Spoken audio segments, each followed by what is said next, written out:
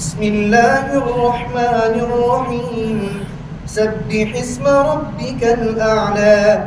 الذي خلق فسوى والذي قدر فهدى والذي أخرج المرعى فجعله غثاء أحوى سنقرئك فلا تنسى إلا ما شاء الله إنه يعلم الجهر وما يخفى ونيسرك لليسرى فذكر إن نفعت الذكرى سيذكر من يخشى ويتجنبها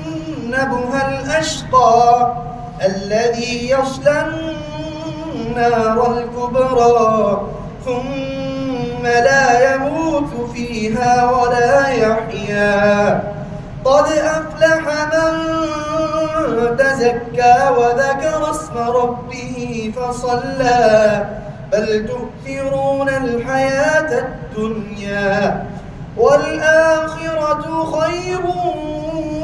وأبقى